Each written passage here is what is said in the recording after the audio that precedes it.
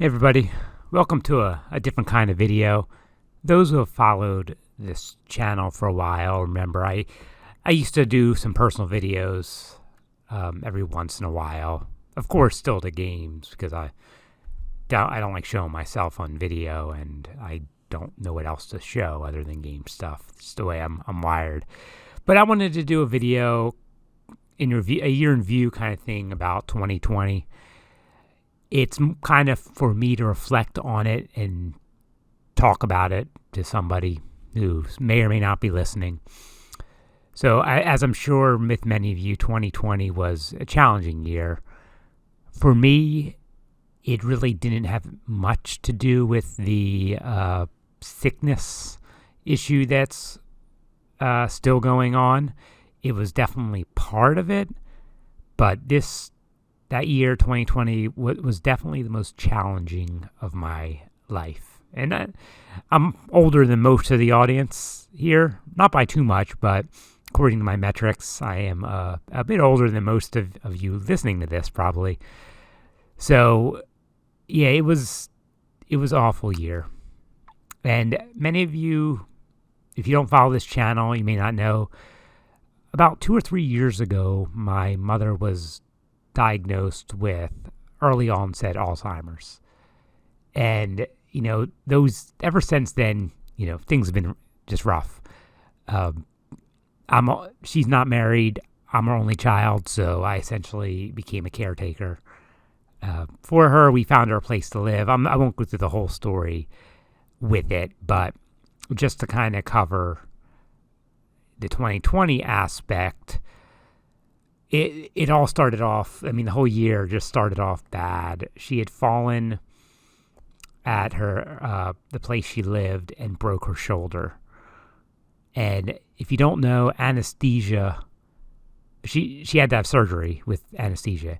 And if you don't know, anesthesia and Alzheimer's do not mix. It essentially can accelerate the Alzheimer's disease when someone with it goes under anesthesia. But, she had to have the surgery, and sadly, that's what happened. She, when she woke up, she just wasn't definitely worse. I'm lucky that she never got to the point of not remembering who I was. At least I don't think so.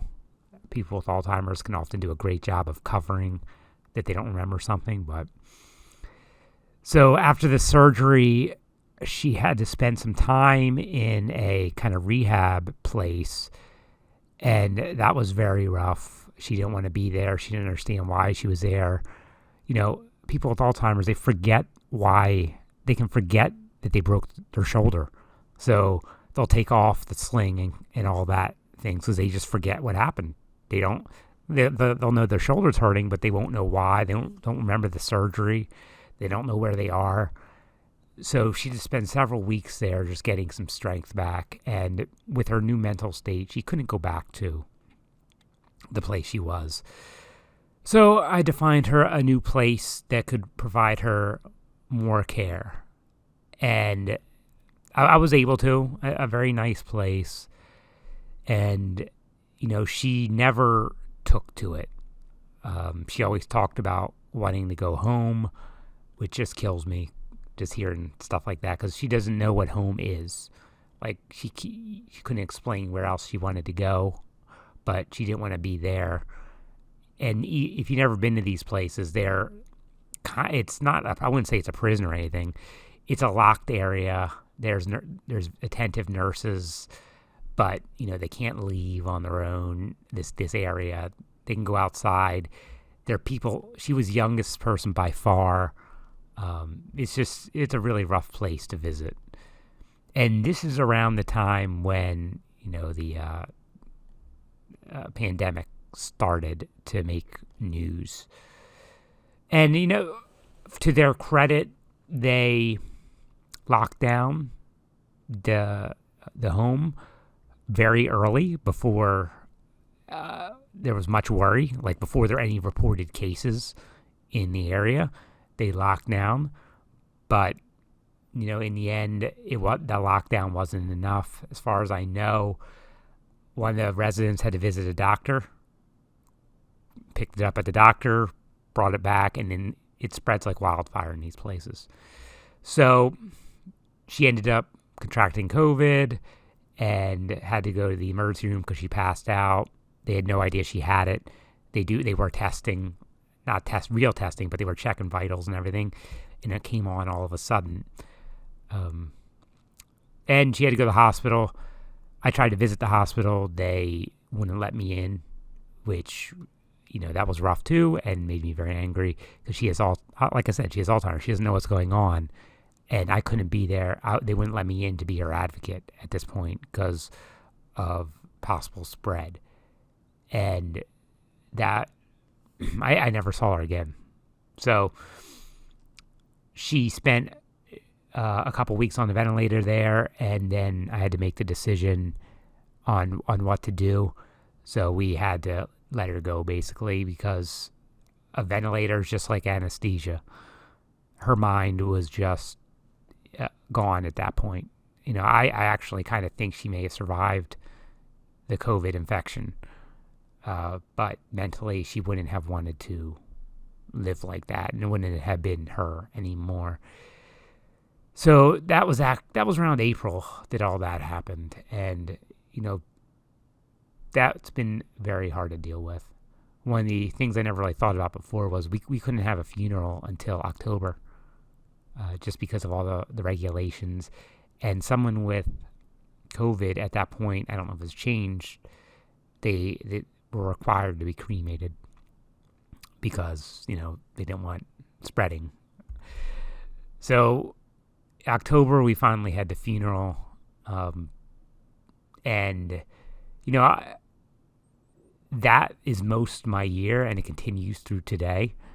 I don't really have any closure about it because the way it happened. I never got to see her in the hospital. I got to do like a web conference kind of thing where I could visually see her. I couldn't be there at all. And I'm very angry still and very upset still, although I don't show it, which is probably something I probably should. It's just the way I am. And, I'm still trying to figure out how to deal with this going forward. Did I do the right thing? Probably, but, it goes further back than that. It's like, could I have prevented this whole situation? There's so many what ifs that I go through all the time. And just sheer anger that she was so young, that she's going to miss out on my kids' lives, that my kids are going to miss out on her, and just stuff like that. And it's just consuming me this year and last year and this year. And to add on to that, last year, my dad, who lives in another state, spent a good chunk of the year in jail. And I'm his oldest son, and I have a half brother who didn't really want to be involved. So I had to deal with his jail issue. And, it was a learning experience with the justice system, how bail works, how bail bondsmen work, how to buy stuff for people in prison, how prison economies work. So that also, took its toll on me during the year. It was a brutal year. There are some good things about it. I had a good job at the start of it. And with my mom's passing, I was like, I like the job, but this isn't what I want to do long term. And, you can go at I learned you can go at any time. So I'm not going to waste any more time doing this, even though it's a good job. So I got a new job, which I like very much and am enjoying. And, my kids are doing well, thankfully. My wife's doing well. So there's still plenty to be thankful for. Goals are also a big thing in the year-end reviews, but, I don't really have any goals other than, to do the best I can in whatever I'm doing. I accomplished my goals many years ago. I don't want that to sound arrogant, but, I had very attainable goals based on, how I grew up.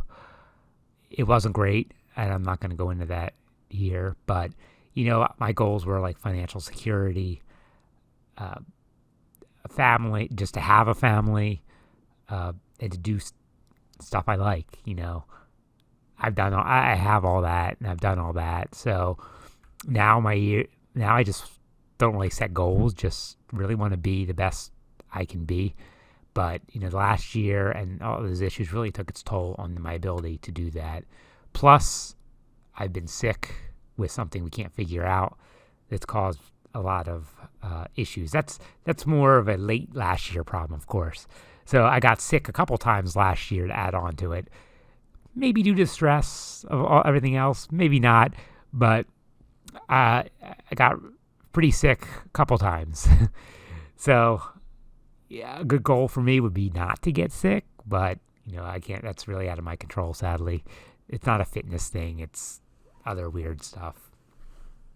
So yeah, 2020 was a pretty crappy year overall. 2021, it's still early. I hope it can only get better from here. I don't want to think about how this year could be worse than the last for me. It would have to be a tremendously awful year to beat last year. And I'm going to still try to do my best. I'm going to still try to do YouTube. I took a break last year because of all these issues, but I've been back doing it for a bit now, having fun, trying new things, working hard at work, and just trying to keep family on track and try to be a good dad. Jury's out on if that's the case or not. I guess most fathers probably feel that way. You don't know until later on in life when your kids are older and you see how they kind of do, if you did right.